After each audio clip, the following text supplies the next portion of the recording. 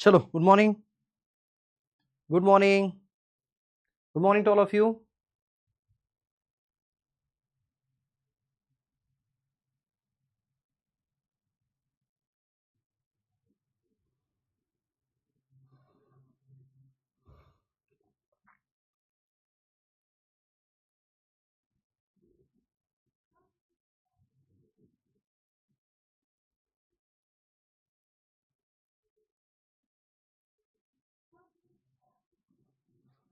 चलो, good morning.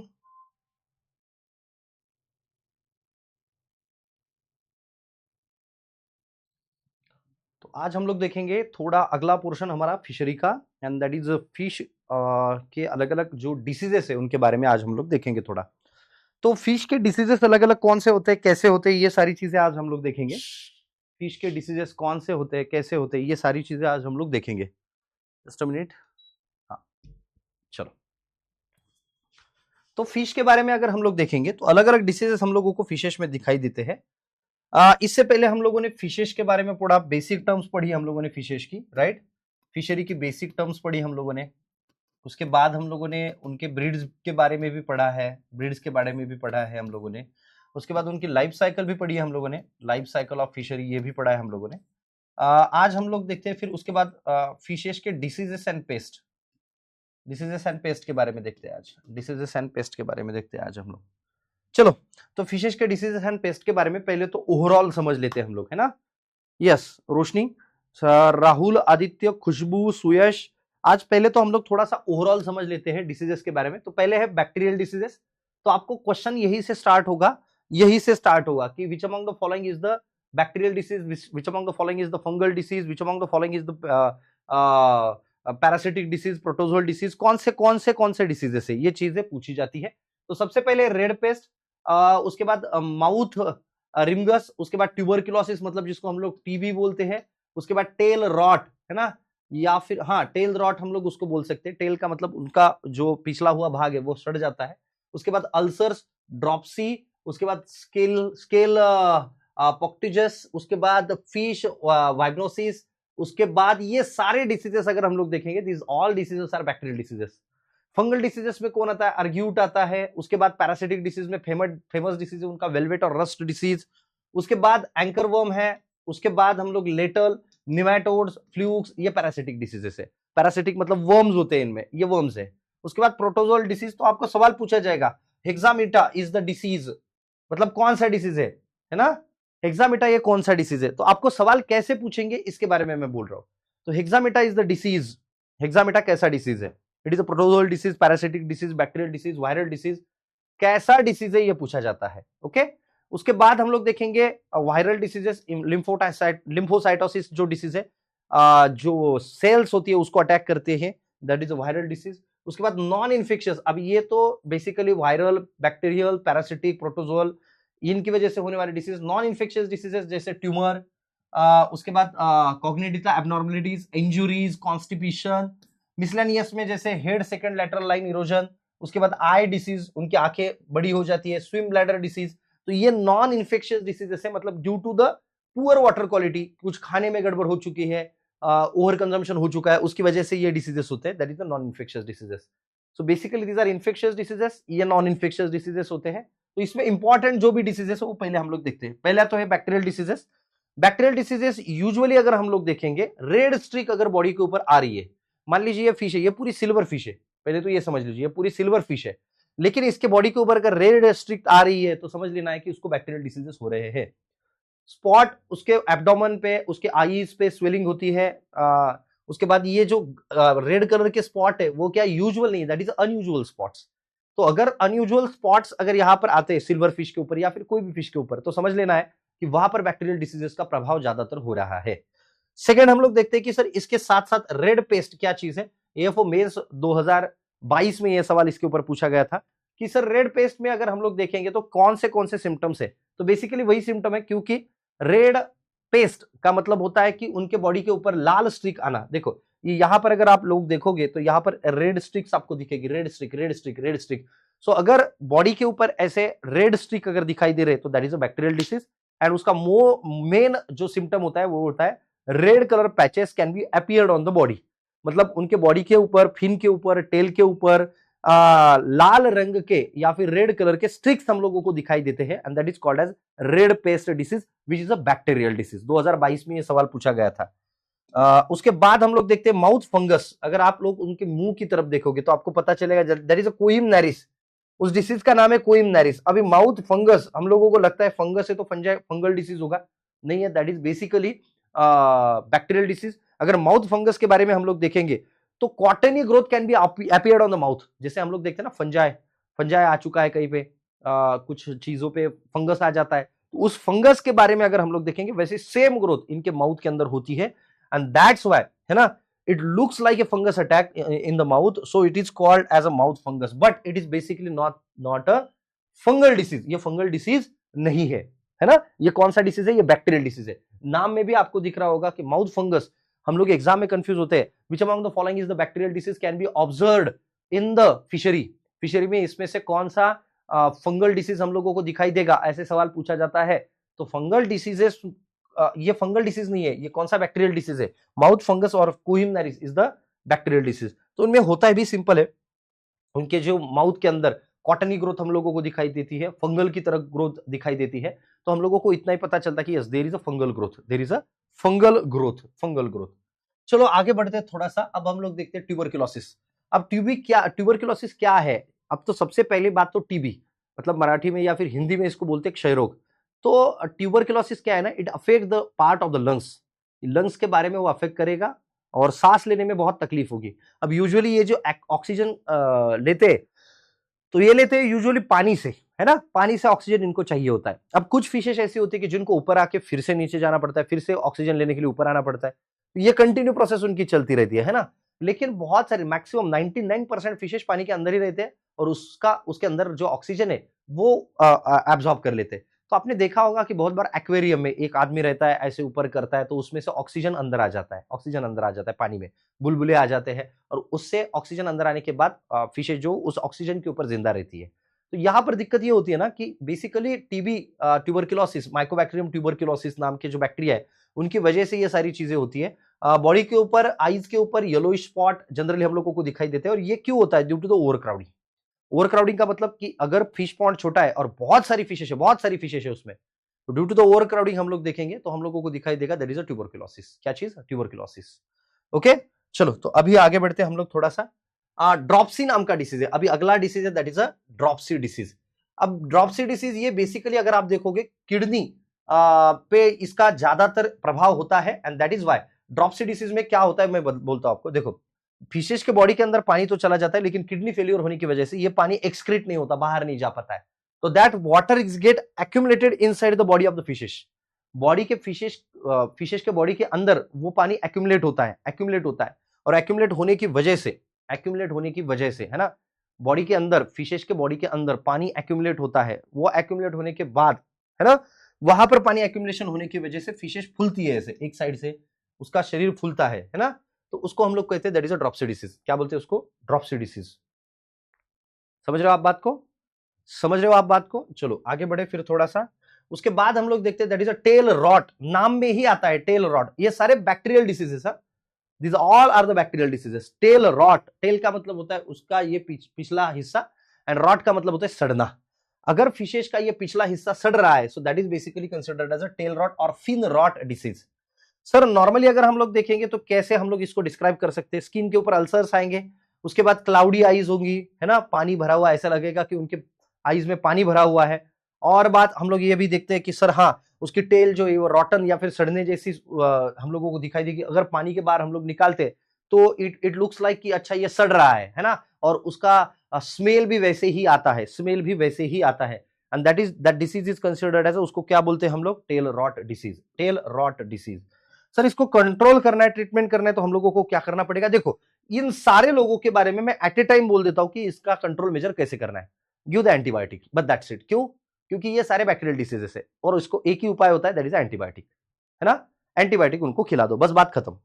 Antibiotic उनको खिला दो, बात खत्म।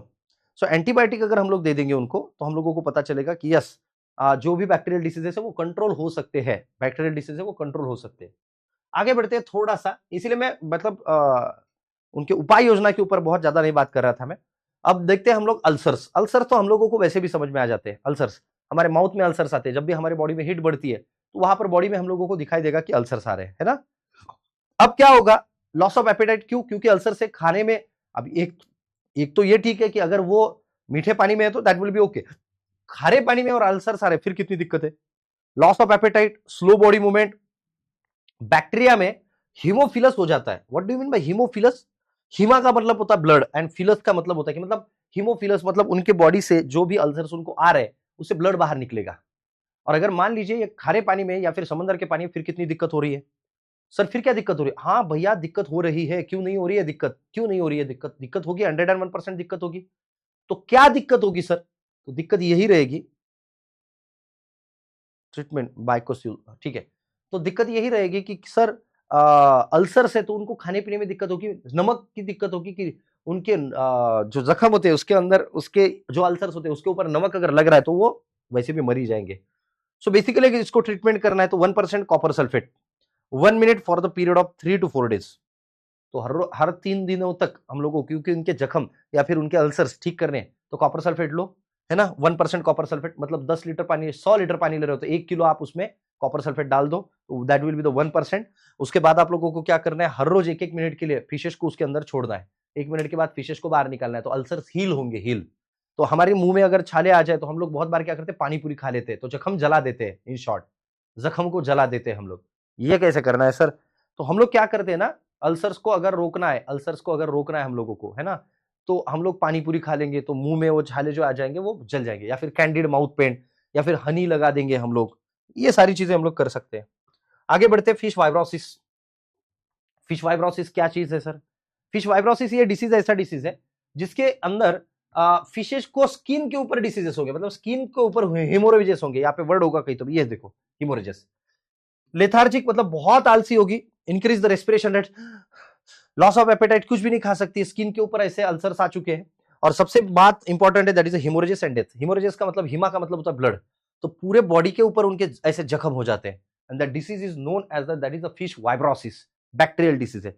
फिशेस में वायरल डिसीज ज्यादा नहीं होते, फिशेस में बैक्टीरियल डिसीज ज्यादा होते हैं, है ना। अब बढ़ते थोड़ा सा आगे, फिश का अब आते हैं फंगल डिसीज के ऊपर, है ना। अब आर्ग्यूलोसिस नाम का डिसीज है, that is the first fungal disease. उनमें जो फंगल डिसीज है, फंगल डिसीज में फर्स्ट फंगल डिसीज है, दैट इज द आर्ग्यूलोसिस, जिसको हम लोग फिश लाउस भी बोलते हैं। अब इसमें दिक्कत क्या है, ये देखिए, वो रहा फिश लाउस। अब होगा क्या कि फिन होगा या फिर बॉडी का कोई एक ऐसा पार्ट होगा जिसके ऊपर ना ये सारा फंगस जमा हो जाता है, और हम लोगों को ना ये लगभग दिखाई भी देता है। सर इसमें होगा क्या, fish louse is a flatten mite like crustacean about the 5 mm long and attaches itself to the body of the fish. In short में बताऊंगा आपको कि होगा क्या, ये जो फंगस है ये ग्रो होगा, है ना, जिस फंगस का नाम हम लोग क्या बोल रहे हैं, आर्गुलोसिस। तो ये क्या होगा, उसके बॉडी के ऊपर अटैच हो जाएगा, अटैच होने के बाद वहां पर इंफेक्शन करेगा फंगस, फंगल इंफेक्शन, सीधे सीधे फंगल इंफेक्शन 5 mm तक लॉन्ग ये हो सकता है ना। तो इसके आने की वजह से ना उसको इचिंग होगी, और द मोस्ट इंपॉर्टेंट पार्ट, वो रेस्टलेस फील करेगी, इधर से उधर भागती रहेगी, और कोई ऐसी जगह ढूंढेगी जिसको वो जाके ऐसे खुद को मतलब ऐसे कर सके, खुद को ऐसे कर सके, है ना। So that will be the basic thing, that will be the basic thing, है ना।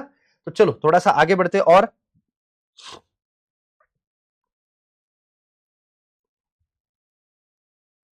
अब चीज है पैरासिटिक डिसीज, उसमें आता है वेलवेट और रस्ट। अब रस्ट का मतलब क्या होगा, जैसे कि हमारे घर में कोई लोहे की चीज हो, कोई भी लोहे की चीज हो, तो उसके ऊपर कुछ दिनों के बाद रस्ट आ जाता है, तो वैसी ही चीज अगर इनके बॉडी के ऊपर आ रही है तो that is called as rust और वेलवेट डिसीज। वेलवेट, तो आपने वेलवेट का केक देखा होगा, वेलवेट के कपड़े देखे होंगे, तो वेलवेट के कपड़े कैसे रहते हैं, उसके ऊपर हम लोग देखते हैं अच्छा अरे इसके ऊपर तो ग्रैन्यूल्स है ना। सो उस तरीके से, इसीलिए उसको रस्ट या फिर वेलवेट डिसीज बोलते हैं, and that disease is basically parasitic disease. Yellow light brown colour का डस्ट हम लोगों को उनके बॉडी के ऊपर दिखाई देगा, उनको ब्रीदिंग करने के लिए बहुत तकलीफ होगी। अब मोस्ट इंपॉर्टेंट पार्ट है कि ये फिश वाइज थोड़ा थोड़ा वेरी भी होगा, है ना, फिश वाइज थोड़ा थोड़ा वेरी भी होगा। और गिल्स के ऊपर, फिन्स के ऊपर इन्फेक्शन बहुत ज्यादा होता है, गिल्स के ऊपर, फिन्स के ऊपर, टेल के ऊपर, है ना, उनको बहुत ज्यादा यहाँ पर डिसीज होता है। अब हम लोग बात करें कि basically this disease is highly contagious disease, क्योंकि पैरासिटिक है, पैरासाइट्स। अब पैरासाइट का मतलब क्या होता है, यस, पैरासाइट का मतलब होता है एक जिंदा एनिमल दूसरे जिंदा एनिमल के ऊपर जीने की कोशिश कर रहा है, दैट इज पैरासाइट। जैसे लड़कियों के बालों में रहने वाली जू, तो अगर हम लोग उसको देखें दैट इज पैरासाइट, है ना, पैरासाइट, कि उनके जिंदा आदमी के ऊपर अगर वो जी रहा है तो that is called as parasitic disease.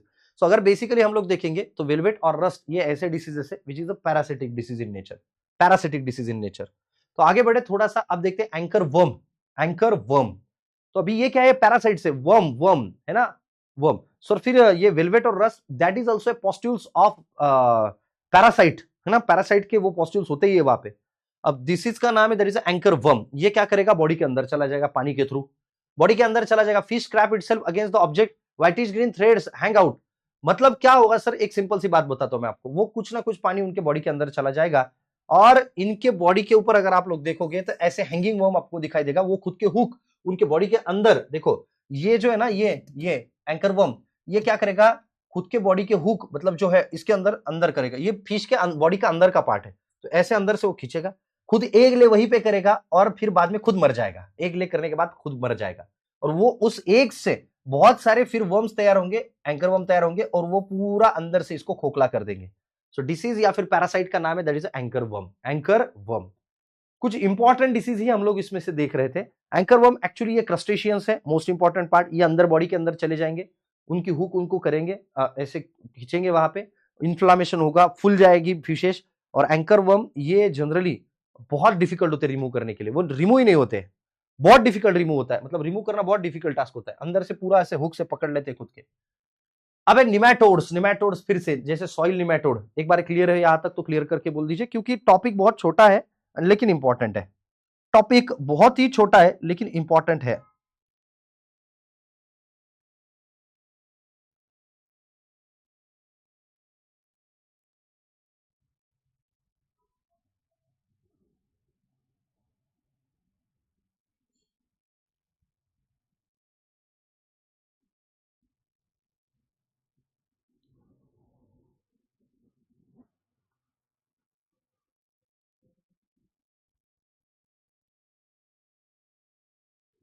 चलो क्लियर है, क्लियर है, क्लियर है। अब निमैटोड्स के बारे में देखते हैं हम लोग, है ना। निमैटोड्स का मतलब क्या होता है, निमैटोड्स का मतलब होता है वो भी हैंगिंग वर्म है। अब निमैटोड्स के बारे में क्या होगा ना, ये भी बॉडी के अंदर ही जाते हैं, लेकिन the most important part through the anus ये हैंग होते बाहर। हम लोगों को अगर फिशेस में कोई भी एक फिश कैप्चर करो और उसको देखो, फिश के एनस से, थ्रू द एनस अगर वर्म हैंग हो रहा है, वर्म हैंग हो रहा है, तो थ्रेड लाइक स्ट्रक्चर अगर बाहर आ रहा है तो हम लोगों को पता चल जाता है दैट इज अ निमैटोड, ये निमैटोड है। ये क्या चीज है, निमैटोड है ना, निमैटोड्स।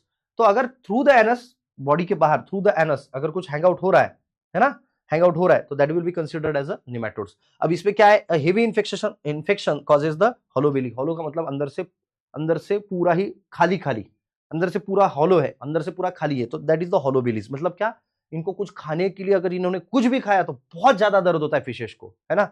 आपको कैसे पता सर, क्योंकि सिंपल सी बात है, अंदर अगर वर्म्स हो, देखो बचपन में आपने देखा होगा कि जब, चलो जानवर के बारे में भी देख लेते हैं एक बार, काऊ के बारे में, अगर वो कुछ ग्रासेस खा रही है, उसके बॉडी के अंदर वर्म्स चले गए हैं ना, तो शी किक्स हर बेली, उसकी बेली जो पेट है, वो बेली को या तो कहीं पे जाकर रब करेगी, पिछले पैर उसको मारेगी, वो ऐसी चीजें सारी हो जाएगी।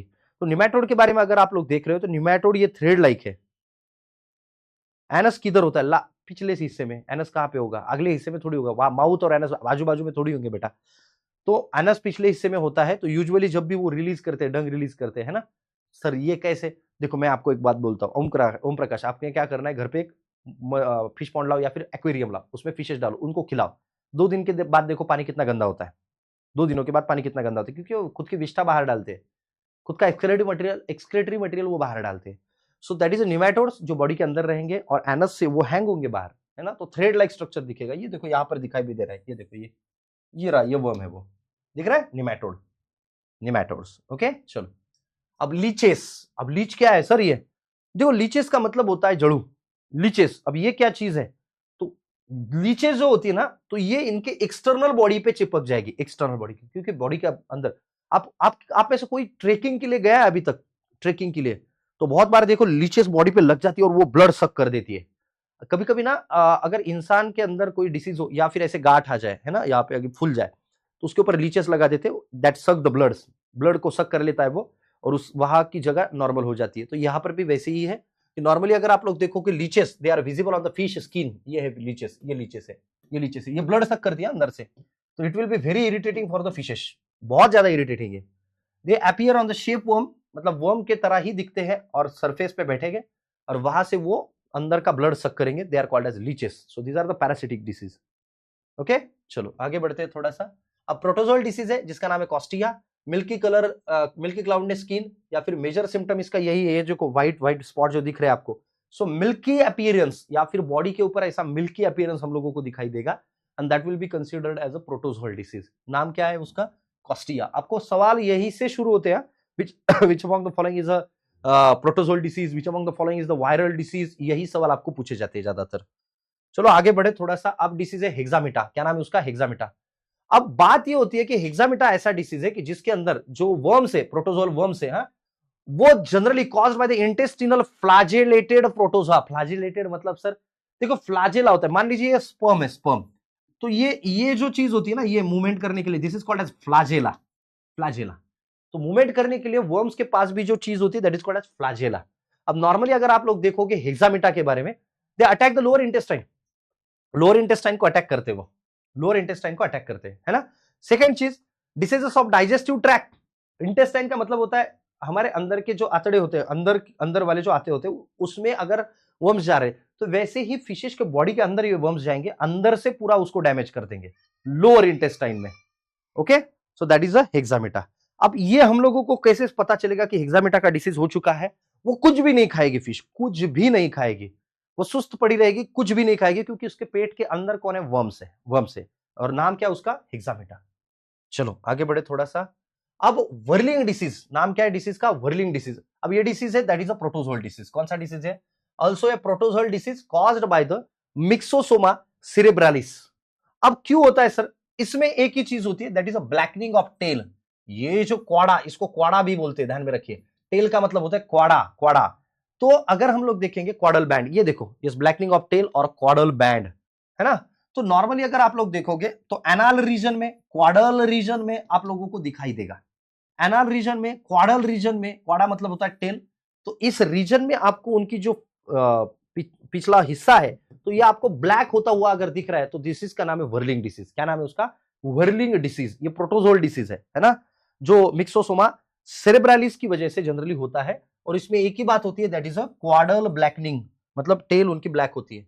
अब आई प्रॉब्लम, देखो आंखें उनकी, देखो आंखें, देखो आंखें, देखो उनकी फुल गई है। सो अभी ये बेसिकली आप मुझे बोलो, so whether this disease is infectious और नॉन इन्फेक्शियस, बस इतना ही मुझे बोलो।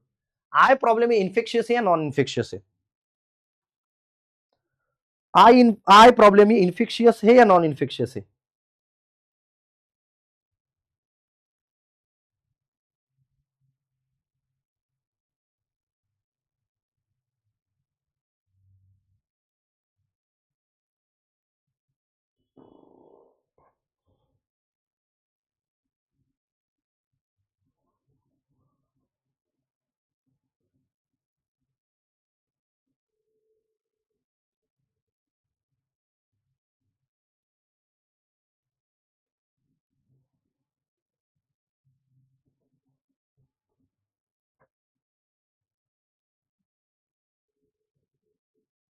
इन्फेक्शियस है, इन्फेक्शियस है, इन्फेक्शियस है। ओम जी का कहना है, दीपिका का कहना है इन्फेक्शियस है। आ जाओ, आ जाओ, पीछे आ जाओ थोड़ा सा।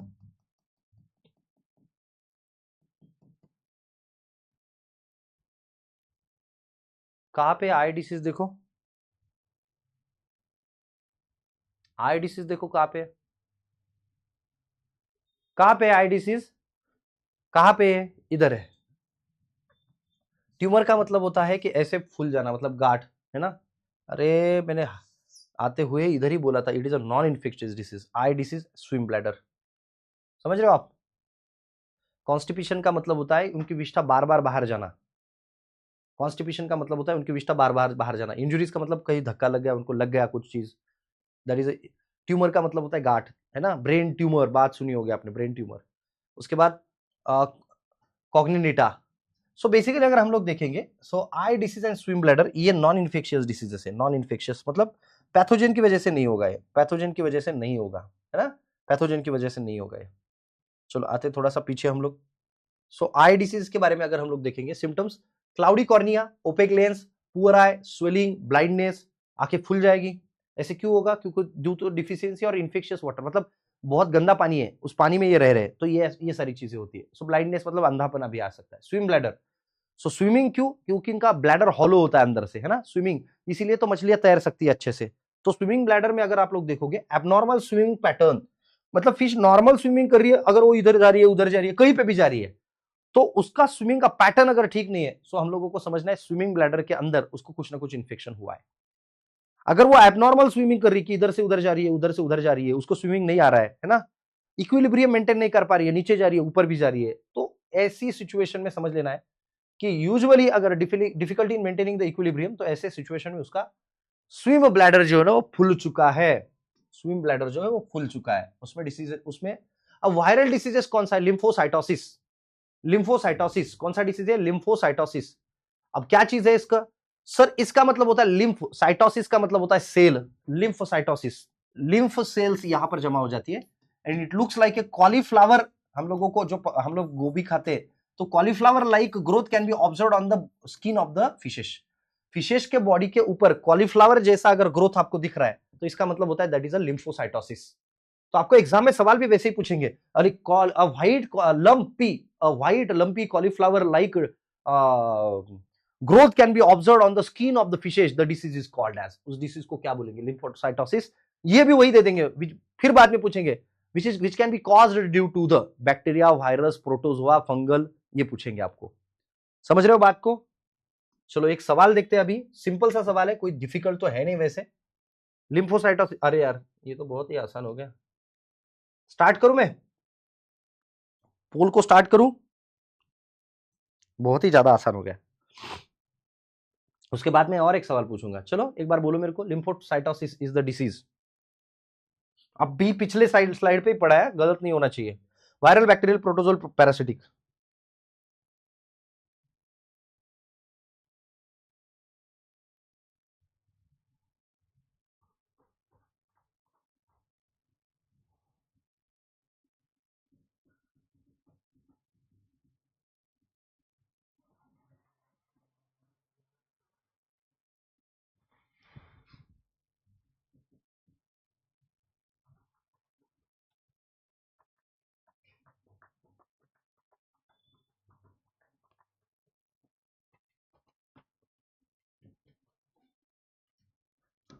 हाँ, वायरल वायरल वायरल वायरल देखते हैं। 80%, 20% ने कहा बैक्टीरियल, अबे लिम्फोसाइटोसिस अभी देखा था हमने यहाँ पे। ये देखो तो तुम आंखों से तो देखो, वायरल डिसीजेस इन फिशरी, लिम्फोसाइटोसिस, एक स्लाइड पहले देखा हम लोगों ने, एक स्लाइड पहले देखा, फिर भी कुछ लोग जा रहे बैक्टीरिया के ऊपर। अलग अलग डिसीजेस है, बैक्टीरियल डिसीज ज्यादा है, इसका मतलब सारे बैक्टीरियल ऐसे नहीं होता है।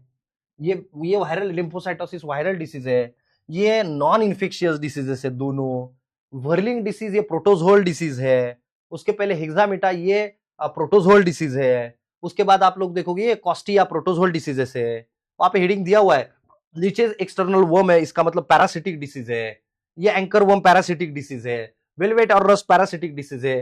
फंगल डिसीज में आर्जिलोसिस है। उसके बाद हम लोग पीछे पीछे जैसे भी जाते हैं, फिश वाइब्रोसिस तक सारे बैक्टीरियल डिसीज है। अब आप मुझे बोलोगे due to the overcrowding कौन सा डिसीज होता है? ओवर क्राउडिंग की वजह से कौन सा डिसीज होता है? चलो कमेंट बॉक्स में बोलो मुझे फटाफट से, due to the overcrowding कौन सा डिसीज होगा? Due to the overcrowding. तो जो जो चीजें मैंने आपको हाईलाइट करके अभी बोली है, आप लोगों को करना भी वही है। आप लोगों को क्या करना है ना, उसको करना भी वही है आप लोगों को, कि जो हाईलाइट किए चीजें, मान लीजिए यहाँ पे लिखना है आपको बैक्टीरियल डिसीज, एनलिस्ट करो, हर डिसीज के बारे में एक एक लाइन में लिखो। वायरल डिसीज एनलिस्ट करो, एक एक लाइन में लिखो। बैक्टीरियल डिसीज या फिर अभी प्रोटोजोल डिसीज एक लाइन में लिखो। नॉन इन्फेक्शियस डिसीज एक लाइन में लिखो उनके बारे में। ऐसा ही करना है आप लोगों को। भैया बोलो ओवर क्राउडिंग कौन सा डिसीज होता है ड्यू टू बैक्टीरियल? ये मत बोलो ओम प्रकाश, ये एग्जैक्टली बोलो। बैक्टीरियल 9 डिसीजेस है, 9 डिसीजेस में से कौन सा डिसीज बैक्टीरियल डिसीज है? ओवर क्राउडिंग की वजह से हो रहा है। ये देखो ट्यूबरक्यूलोसिस, क्या नाम है उसका? ट्यूबरक्यूलोसिस। बैक्टीरियल नहीं, डिसीज का नाम बोलना था, दैट इज अ ट्यूबरक्यूलोसिस।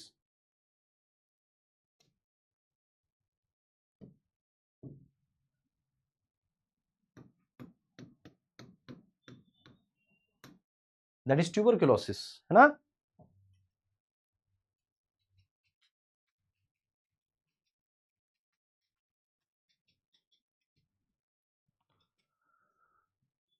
चलो, तो अभी हम लोग कल मिलते हैं पॉन्ड मैनेजमेंट के बारे में परसों, और मंडे को हमारा लगभग ही पोर्शन खत्म होगा। मंडे को लगभग ही पोर्शन खत्म होगा। तो पॉन्ड मैनेजमेंट कैसे करना है, इनमें लाइम कितना डालना है, अगर फिश टॉक्सिकेंट्स डालने, मतलब फिशेस को बहुत बार ऐसा होता है ना कि पूरा पॉन्ड है, सारी फिशेस को हम लोगों को मार देना है, तो ऐसी सिचुएशन में क्या करना है। सो दैट इज अ, तो ये सारी चीजें हम लोग अगले लेक्चर में पढ़ेंगे मंडे को। तो मंडे को लगभग हमारा फिशरी खत्म हो जाएगा। ठीक है,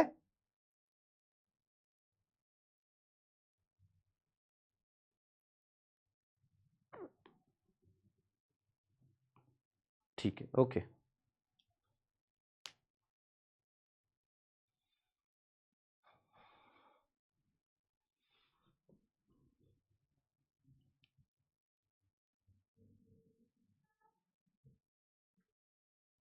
चलो, बाय बाय, टेक केयर।